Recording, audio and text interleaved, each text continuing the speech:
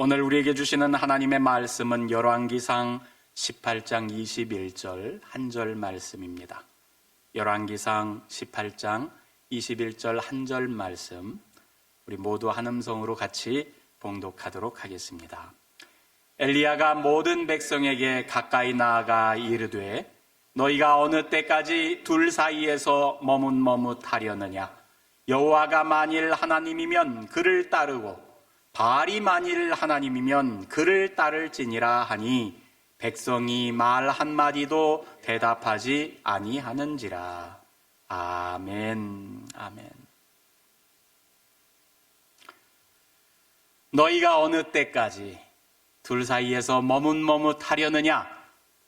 여호와가 만일 하나님이면 그를 따르고 바알이 만일 하나님이면 그를 따를지니라. 여러분, 엘리야가 갈멜산에서 이스라엘 백성들에게 일갈하면서 했던 말입니다. 열왕기상 18장에 저 유명한 갈멜산 대결이 나옵니다. 이 엘리야 선지자와 그 혼자와 더불어서 상대방으로는 바알 선지자 450명, 또 아세라 선지자 400명, 850명의 우상을 숭배하는 선지자와 더불어서 대결을 이렇게 벌이지요. 각각 송아지를 잡아서 제단에 올려놓고 그리고 각자의 신의 이름을 부를 때 응답하시는 신이 불을 내려서 그 제단에 송아지를 이렇게 태우시는 그 제물을 받으시는 신이 하나님이다. 그것을 백성들 앞에서 이렇게 보여주기 위해서 대결을 펼칩니다. 그 대결이 진행되기에 앞서서 엘리야가 이스라엘의, 저 북이스라엘의 백성들에게 일갈했던 소리예요. 어느 때까지 둘 사이에서 머뭇머뭇하려느냐? 여호와 하나님을 섬기는 것 같다가도 또 바알을 숭배하는 그 백성들을 향해서 둘 사이에서 어느 때까지 머뭇머뭇하려느냐? 여호와가 하나님이면 그를 따르고 너희 생각에 바알이 하나님이면 그를 따라라. 갈림길 가운데 하나를 선택하라고 백성들에게 일갈합니다.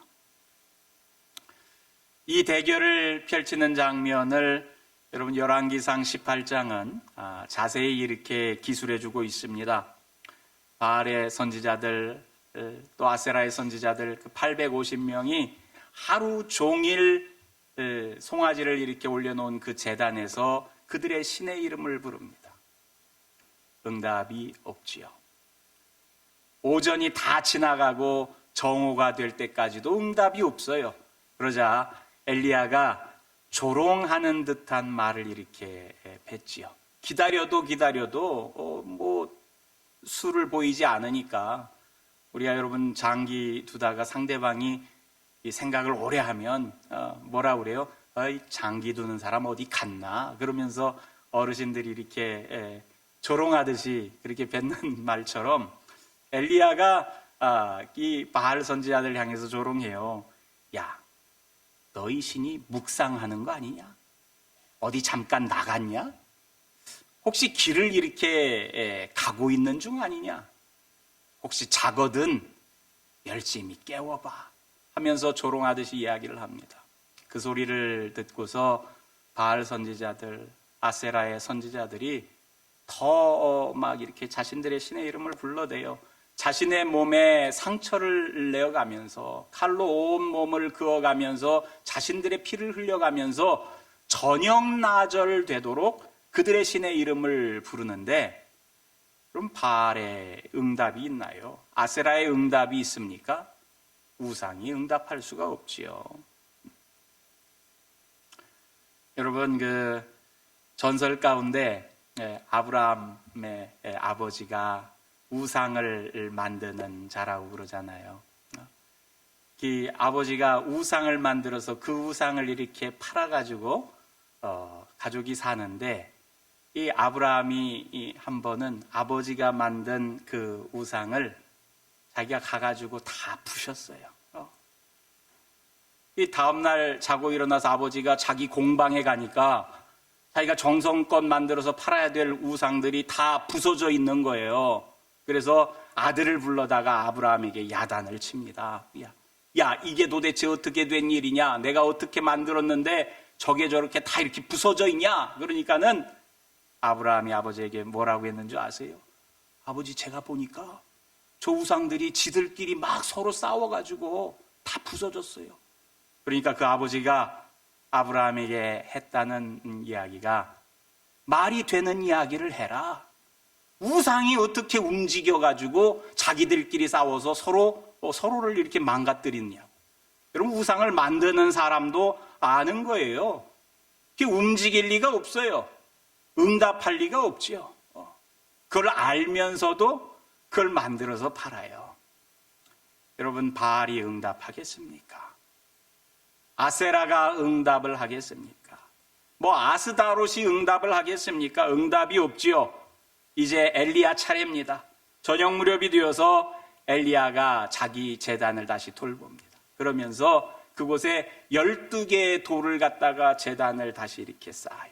왜 12돌이요? 여러분, 이스라엘의 12지파를 상징하는 돌이요.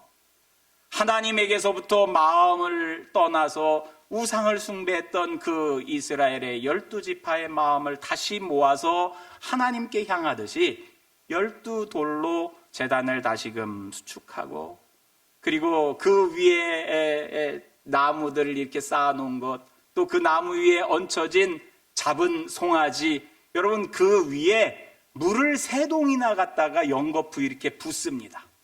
사람이 억지로 불을 붙여도 불이 붙지 않을 정도로 제단 주위에 도랑에 물이 넘쳐나도록 물을 갖다 부은 다음에, 그리고 나서 하나님의 이름을 불러요. 이렇게 성경에 나옵니다. 안 써놨네요. 아브라함과 이삭과 이스라엘의 하나님 여호와여, 주께서 이스라엘 중에서 하나님이신 것과, 주께서 하나님이신 것과, 내가 주의 종인 것과 내가 주의 말씀대로 이 모든 일을 행하는 것을 오늘 알게 하옵소서. 여호와여, 내게 응답하소서, 내게 응답하소서. 이 백성에게 주 여호와는 하나님이신 것과, 백성들에게 주 여호와가 하나님이신 것과, 주는 그들의 마음을 되돌이키심을 알게 하옵소서. 하나님의 이름을 부르면서 하나님 우리에게 응답해 주셔서 이 백성들로 하여금 여호와께서 하나님이신 것을 알게 하옵소서. 그렇게 기도하면서 하나님의 이름을 불러요. 그러자 여호와의 불이 내려서 번제물과 나무와 돌과 흙까지 다 태웠다고 그랬어요. 도랑에 가득 차 있는 물까지도 그 불이 다 태워버렸다고 그랬어요. 그리고서는 모든 백성이 보고 엎드려서 이렇게 고백합니다. 여호와 그는 하나님이시로다. 여호와 그는 하나님이시로다. 여러분, 백성들이 이제 외치는 거죠. 이 엘리야가 앞서서 일갈했던 말씀, 여호와가 하나님이면 그를 따르고 바알이 하나님이면 그를 따르고 둘 중에 하나를 택해라 했는데, 하루가 지나면서 갈멜산에서 벌어진 사건을 목도한 백성들이 그것을 보고 다 엎드려서 그 앞에서 이렇게 말해요. 여호와 그는 하나님이시로다. 여호와께서 하나님이시라는 거죠. 여러분, 갈멜산 대결 사건의 의미가 있습니다. 이걸 다시금 백성들이 고백하게 만든 거죠. 여호와 그분이 우리의 하나님이십니다. 백성들이 이 말을 했는데, 사실 엘리야 선지자의 이름 자체가, 여러분, 엘리 그러면 나의 하나님이지요. 예수님께서 십자가에 달리실 때 나의 하나님 어찌하여 나를 버리시나이까 하는 시편의 말씀을 이렇게 읊으셨는데, 그 가운데 나의 하나님 부를 때 엘리 엘리 라마 사박다니 이렇게 말씀하잖아요. 엘리 엘리 나의 하나님이란 뜻이에요. 엘이 하나님이지요. 여러분 우리가 엘샤다이 엘로힘 이렇게 하면서 엘이 하나님이고 리는 나의입니다. 그래 엘리 그러면 나의 하나님. 야는 뭐예요? 야훼 여호와 그의 앞글자예요. 그러니까 엘리야라는 이름 자체가 여호와는 나의 하나님 이런 의미를 가지고 있어요. 이 이름을 가지고 있는 선지자가 하나님이 도대체 누구인지 망각하고 엉뚱한 우상을 숭배하며 살아가는 그 백성들 앞에 서서 그 백성들로 하여금 여호와 그는 하나님이십니다 라고 고백하게끔 만든 사건이 바로 갈멜산 사건입니다. 그럼 근데 백성들의 이 고백이 조금 이상하게 들리지 않나요? 여호와 그는 하나님이시로다. 여러분 이 백성들이 여호와가 하나님이신 줄 그전에는 몰랐습니까? 이 엘리야의 이 사건이요 기원전 800여 년경에 일어났어요.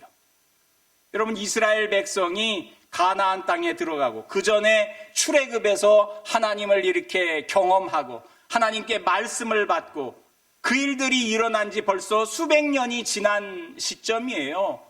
여호와가 자신들의 하나님인 줄 모릅니까? 다 알아요. 아는데도 하나님이 아닌 바알을 더불어 섬겨가는 그 백성들인 거죠. 왜 이스라엘 사람들은 여호와가 아닌 바알을 자신들의 하나님인 양 생각하면서 삶을 살게 됐을까요? 이상하잖아요. 아니 여호와 하나님이 자신들을 출애굽 종살이에서 해방시켜 주시고 홍해를 건너가게 해주시고 광야에서 여러분 40년을 지나면서 그곳에서 만나와 메추라기를 먹어가면서 생을 이어가게끔 해주시고 가나안이라고 하는 멀쩡하게 나른 사람들이 부족들이 살고 있는 땅에 하나님께서 그 땅을 허락해 주셔서 그 땅에 들어와서 살게끔 해주시고 그리고서는 왕조가 세워지고 여러분 그 이후로 한참 시간이 지나도록 하나님과 더불어서 함께 삶을 살았던 백성들이에요. 성전에 나아가서 제사를 지내고 제사장들의 돌봄을 받고 그랬던 백성인데 아니 왜 여호와가 하나님이라는 고백을 새삼스럽게 해야만 할까요? 왜 바알이 하나님이면 그를 따라가라 하는 소리를 들어가면서 삶을 살아야 했을까요? 이상하잖아요. 그럼 백성들의 입장에서는 여호와 하나님이요 분명히. 근데 바알도 하나님인 것 같아. 그런 삶의 자리에 그 백성들이 서 있어요. 여러분 이스라엘 사람들은 여호와가 분명 하나님이신 것을 압니다. 여호와는 어떤 하나님이에요? 출애굽에서 종살이하던 우리 조상을 해방시켜 주신 해방자 하나님이에요. 우리 민족이 순환의 역사를 살아갈 때 그 순환에서 우리를 건져주신 역사의 주인 되시는 하나님이요. 역사를 이끌어 가시는 하나님이에요. 아니 우리 조상 아브라함의 하나님, 이삭의 하나님, 야곱의 하나님 그렇게 이름을 불렀던 우리 조상 때부터 섬겨왔던 하나님이에요. 근데 이 하나님에게서 찾지 못했던 게 있어요. 아브라함, 이삭, 야곱은 다 유목민이요. 유목민의 하나님이라고 생각했어요. 근데 가나안 땅에 들어왔더니 여기는 농경문화가 있는 곳이에요. 유목민의 하나님의 돌보심을 받는 곳이 아니라 가나안 땅에 들어와서 보니까 그래서 하나님이 여러분 가나안을 정복해 갈 때 다 멸절하고 새로 시작하라고 이야기를 했음에도 불구하고 이스라엘 백성들이 가나안 땅에 들어가면서 그곳의 가나안 토착 문화를 그들이 접하고 그리고 토착민들과 어울리고 그 문화 가운데 자신들의 그 여호와 하나님에 대한 신앙이 함께 뒤섞여서 혼합 종교를 이루면서 살아가게끔 되는 과정을 접하면서 이런 문제가 발생을 합니다. 그럼 가나안 땅에 가니까 농경 문화 가운데서 농사를 짓는데 농사 짓는데 가장 중요한 게 뭐예요? 비가 내려야 되고, 오늘날처럼 뭐 제대로 저수지가 있고 물을 관리하면서 여러분 농사를 짓는 시대가 아니잖아요. 지금부터 3000년 전인데 비가 와야 농사를 져요. 이른 비, 늦은 비가 제때 와야 밀농사도 짓고 보리농사도 짓고, 그리고 올리브고 포도고 그런 것을 거두려면 비가 제때 내려와 줘야 돼. 아까 우리 권사님 기도하실 때 여러분 비가 이렇게 오고 또 더운 날씨 또 이렇게 추운 날씨, 그런 것 가운데서 우리의 인생이 이렇게 연단을 받아도 하나님께 이렇게 좋은 수확을 거둘 수 있어야 되는 것처럼 우리 인생 가운데서 그런 것들을 잘 이겨나가는 그런 뉘앙스에 이렇게 기도를 하셨는데, 마찬가지지요. 여러분 햇살도 있어야 되고 비도 제때 내려야 돼. 근데 가나안 땅에 가니까 그 모든 것을 관장하는 신의 이름이 바알이요. 근데 여호와 하나님이 그런 것을 관장한다는 이야기를 들어본 적이 없어. 아니, 우리 여호와 하나님은 아브라함의 하나님, 유랑하던 떠돌이하면서 가축 돌보던 그 민족의 하나님이요.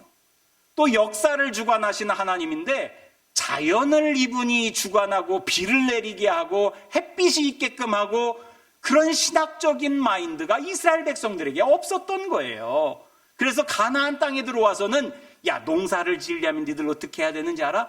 비가 제때 와야 돼. 비를 내려주는 게 누군 줄 알아? 바알이라고 하는 신이야. 그리고 바알 옆에는 늘 아세라라고 하는 신이 따라다니는데, 이게 바알의 아내 역할 같은 그런 신인데, 아세라는 여신이지요. 이 다산의 축복을 상징하는 신이에요. 그래서 여러분 꼭 그 농사철이 되면은 이 바알의 선지자들, 아세라 선지자들이 여러분 그 안에서 농사를 위해서 비가 내리게끔 하는 제의 행사 같은 것을 펼쳐요. 그 가운데 동화돼 가지고 여러분 성전에서 그 일들을 맡아서 진행하는 바알과 아세라의 그 선지자들과 더불어서 함께 이렇게 지내면서 제사를 지내고, 그러면서 문화가 이렇게 펼쳐져 가는데, 이 가나안 정착해서 농경 문화를 가져다 보니까, 가만히 들여다보니까 이게 유목민 문화보다 좋은 게 많아요. 농사지면 수확한 것을 어떻게 해요? 저장할 수 있지요. 그것이 늘어나면 부가 늘어나요. 삶이 풍요로워지지요. 여러분 그 가운데서 물질의 풍요를 맛보기 시작합니다. 그리고 풍요와 다산의 문화에 그들이 동화되어 가기 시작하는 거예요. 아니, 여호와 하나님은 광야나 지나게 하시고 그렇잖아요. 여호와 하나님은 우리로 하여금 고생하게 하시고, 또 뭐 그렇게 지키고 하라고 하는 것들이 많은지 율법에 보면은 어려운 것만 많고, 그 율법을 지키지 못할 때는 저주받는다고 말씀하시고, 근데 가나안에 있는 문화를 보니까, 바알을 보니까 좋기만 해요. 풍요로워지고 잘 산다고 그러고, 농사가 잘 된다고 그러고, 곡식이 늘어나고 부자가 되고. 여러분 그러니까는 그쪽으로 사람들의 마음이 뺏겨가는 거예요. 그렇다고 여호와를 버린 게 아니에요. 여호와는 우리 유목민의 하나님이었어. 조상들의 하나님이고 우리를 출애굽해 준 하나님이야. 그러면서 여러분 성전 제의를 지내면서 농사 지을 때는 어떻게 해요? 바알한테 가는 거죠.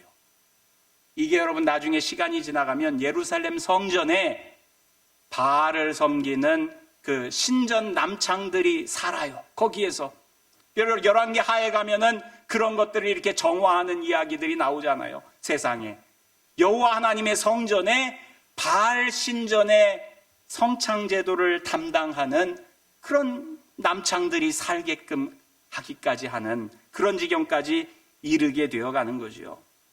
성전에다가 바알의 신상을 두고 아세라 신상을 두고, 그러면서 자신들이 물질적인 풍요를 기원하고 바랬던 거죠.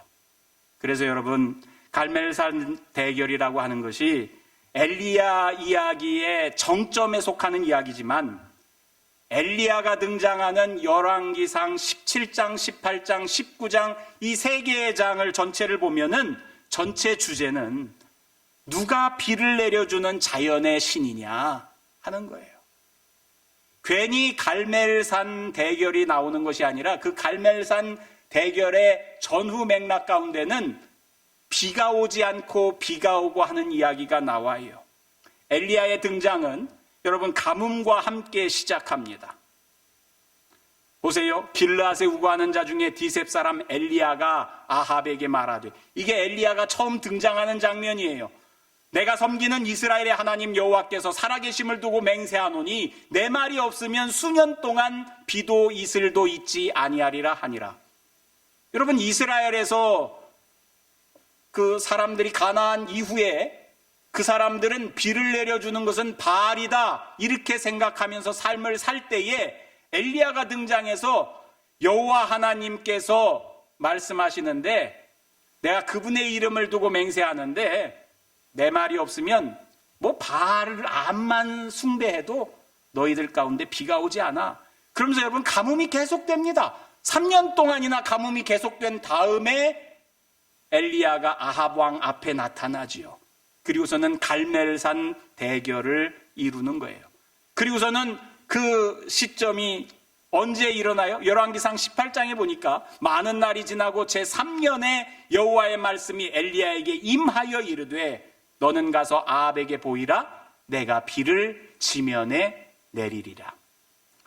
그리고서 여러분 이래서 엘리야가 아합 왕을 만나지요. 그리고 아합 왕과 더불어서 이야기를 해서 갈멜산에서 바알 제사장들과 더불어서 거기서 대결을 펼칩니다.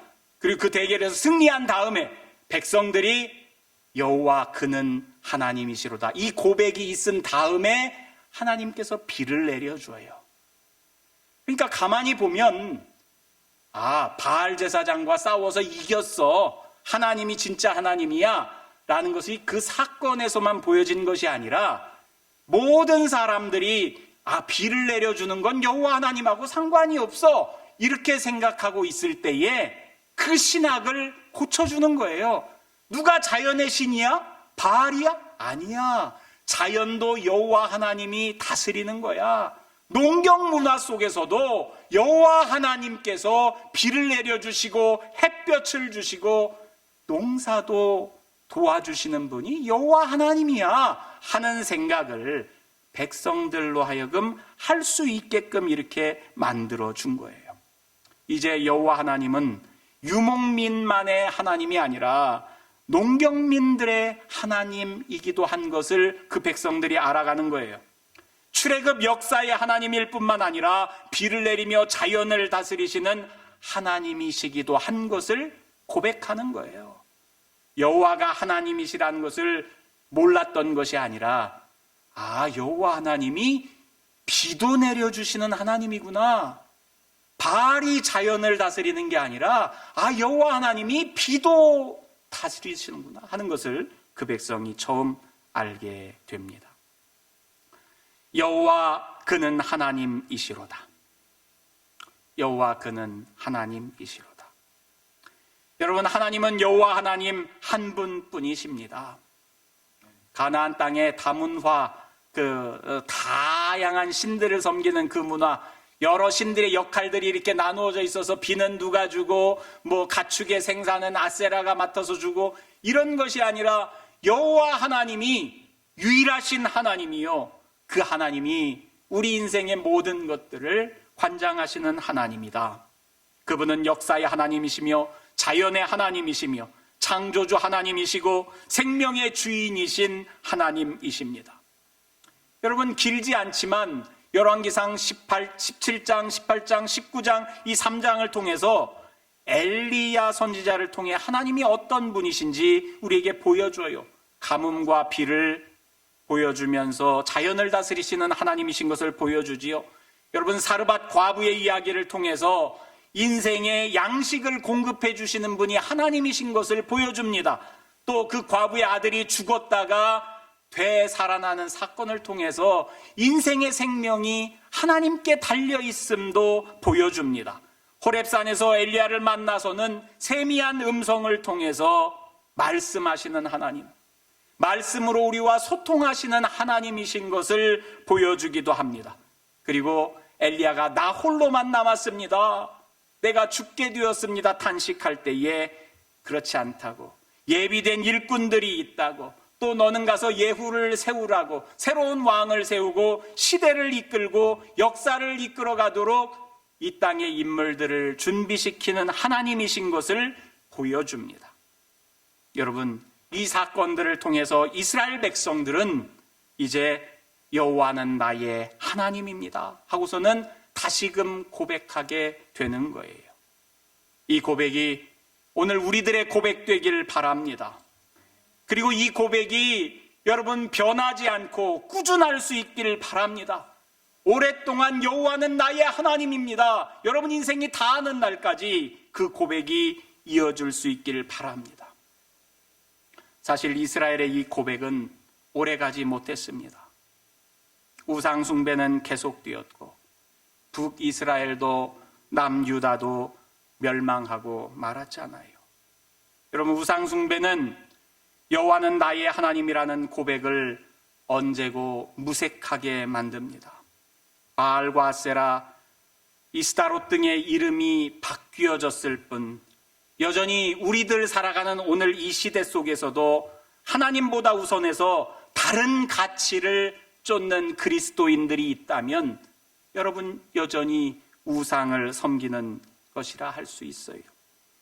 말씀의 하나님과 소통하면서 그분의 인도하심을 쫓는 것이 아니라 새로운 시대에 새로운 풍요를 쫓으면서 나의 하나님 여호와를 잊고 산다면 우리는 새로운 시대의 바알을 숭배하는 꼴이 됩니다.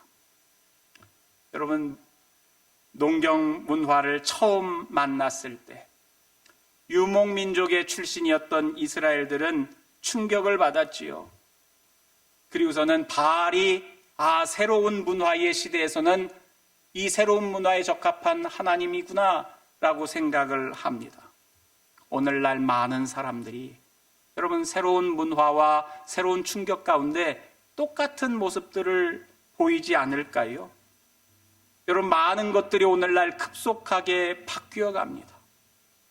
정말 여러분 오늘날 가지고 있는 그 셀룰러폰 없이 살았던 시대, 여러분 상상이 됩니까? 이게 생긴 지가 얼마나 돼요? 10여 년밖에 안 돼요. 근데 그것이 없으면 더 이상 삶을 살 수 없을 것 같이 시대가 바뀌었어요. 여러분, 컴퓨터가 생긴 지가 그렇게 오래되지 않아요. 그게 보편화된 게 제가 대학 다니던 시절에, 여러분 1990년대에 퍼스널 컴퓨터가 보편화되었어요. 근데 요즘에 컴퓨터 없는 시대를 여러분 생각할 수 있습니까?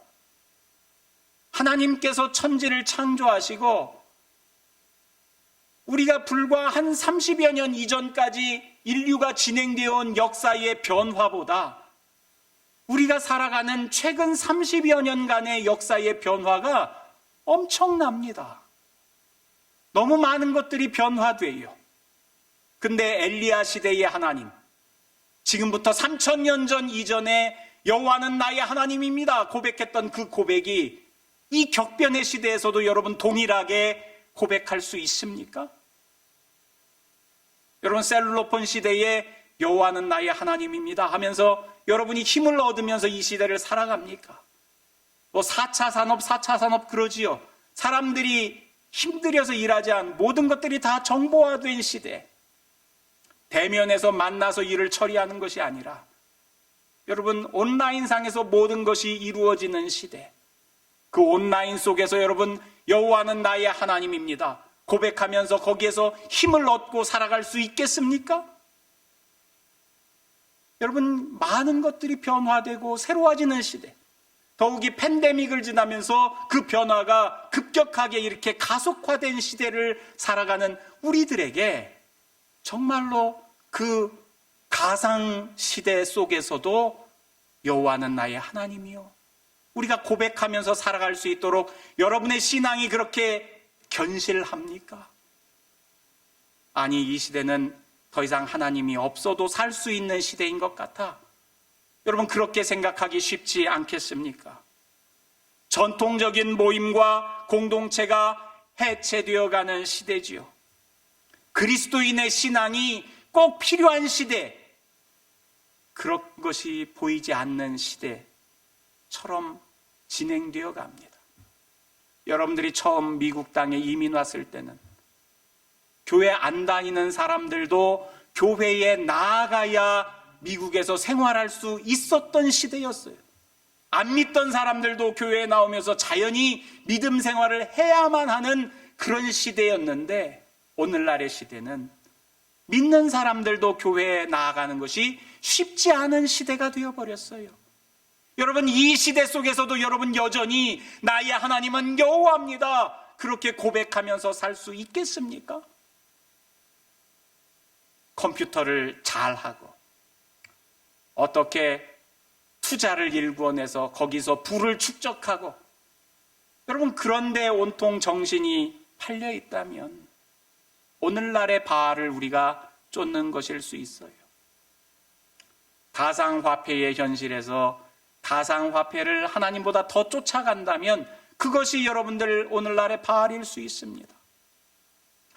여러분, 재미난 이야기지만 상징적인 이야기죠. 그게 그렇다는 것이 아니에요. 여러분, 그 계시록에 보면 짐승의 표가 있지요.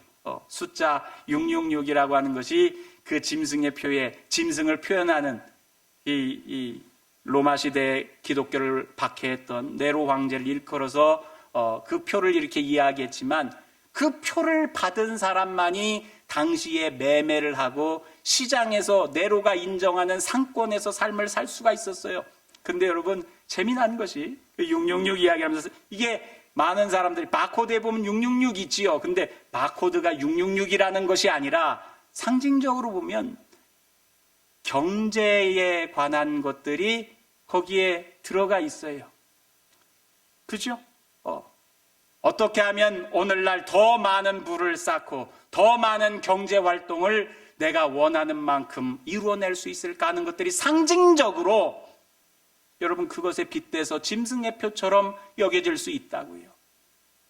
하나님의 인침이 아니라, 성령의 인침이, 여호와의 인이 아니라 하나님의 내가 사람이야 라는 것보다 짐승의 표를 가지고 어떻게 더 경제적으로 윤택한 삶을 살아갈 수 있을까 하는 것에 우리가 포커스를 둔다면 오늘날 바알을 쫓아가는 거지요. 어떤 이들은 이렇게도 이야기합니다.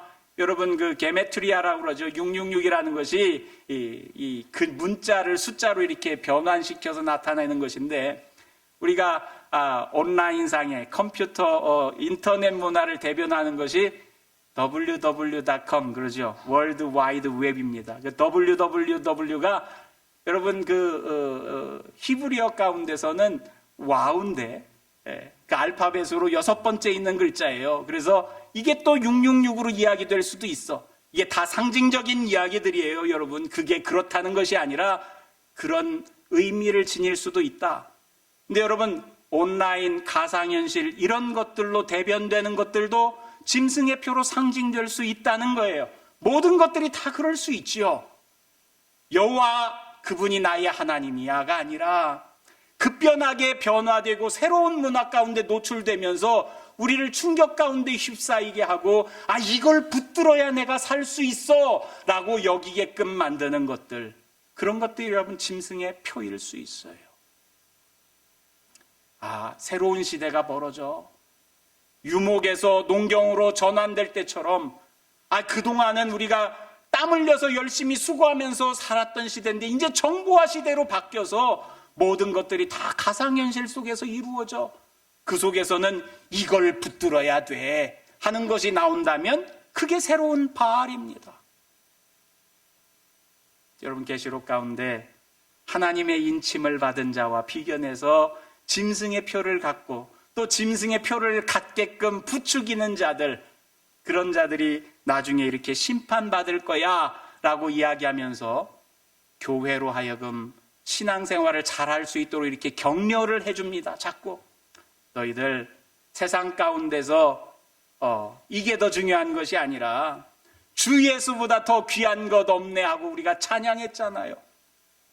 예수보다 더 귀한 것들이 너무나도 많아 보이는 이 세상 가운데서 다른 것들을 움켜쥐는 것, 그것이 짐승의 표를 붙들고 사는 사람들이고 여전히 여호와 하나님의 인침 가운데서 삶을 살아가는 사람들, 주 예수보다 귀한 것 없어. 세상이 아무리 바뀌어도, 달나라로 여행을 가는 시대가 되어도, 아니 자동차가 내가 운전하지 않아도 목적지로 데려다주는 시대가 되어도 여전히 나는 주 예수가 귀해. 내 영혼을 살려주시는 분이고, 내게 생명 주시고 나에게 영원한 생명을 약속해 주신 그분, 그것이 오늘 변화되는 이 삶 속에서도 나는 여전히 중요해. 그리고 그 하나님이, 내 영혼을 살리시고 내 생명을 주신 그 하나님이 오늘날 세상이 아무리 바뀌어도 여전히 그 바뀐 세상을 다스리시는 나의 하나님이야. 그분이 여호와야. 이렇게 고백할 수 있게 되길 바랍니다. 여러분, 변화되는 것을 쫓아가기에 버거운 시대지만 설령 뒤처지고 못 쫓아간다고 하더라도 우리의 신앙만큼은 꼭 붙들고 여러분 인생의 경주가 끝나는 날까지 달려갈 수 있길 바랍니다. 나의 하나님은 여호와, 여호와는 나의 하나님. 여전히 그 고백으로 하루하루를 승리하며 살아가는 저와 여러분들 되시길 주님의 이름으로 축원합니다. 하나님 감사합니다. 새로운 변화 가운데, 이전에 알지 못했던 시대 가운데 삶을 살아갈 때 사람들이 놀랍니다. 우리의 신앙을 놓치기도 합니다. 하나님을 저버리고 새로운 다른 것에 현혹되어 하나님 아닌 것을 쫓아가는 어리석음을 버리기도 합니다. 우리의 선조들도 그랬습니다. 적절한 선지자가 그들을 올곧게 인도해 주었던 것처럼 오늘날 우리도 성경의 가르침을 따라서 급변하는 시대 속에서 힘들어 하더라도 하나님 말씀 붙들고 잘 감당하며 인생의 경주를 마칠 수 있도록 주여 인도하여 주시옵소서. 예수님 이름으로 기도드리옵나이다. 아멘.